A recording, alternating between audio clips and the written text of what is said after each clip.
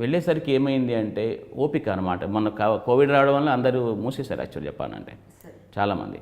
అంటే old type of teachers అంత ఎందుకులే ఇక మనకని వాళ్ళని ఫైట్ చేయడం చేతగాక యాక్చువల్ చెప్పాలంటే. కానీ యాక్చువల్గా ఏంటి అంటే ద టోటల్ థింగ్ ఎట్లా ఉండాలి అంటే ఒక 100 ఇన్స్టిట్యూట్స్ ఉండాలి, నాట్ 1 or 2. ఆ దాంట్లో యాక్చువల్లీ యంగ్ పిల్లలు చాలామంది టీచింగ్కు ఇంట్రెస్ట్ వస్తున్నారు ఈ మధ్యన.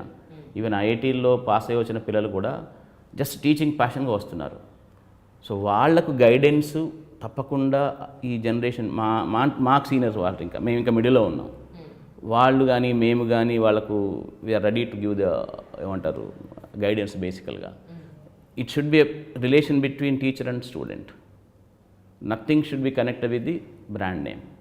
అట్లాంటి ఒక 100-200 ఇన్స్టిట్యూషన్స్ ఉన్నాయనుకోండి, అటు టీచింగ్ క్వాలిటీ పెరుగుతుంది, ఇంకా చెప్పాలంటే మన దగ్గర నుంచి ఉన్నత స్థానాలకు వెళ్ళే వాళ్ళ సంఖ్య చాలా పెరుగుతుంది అనమాట.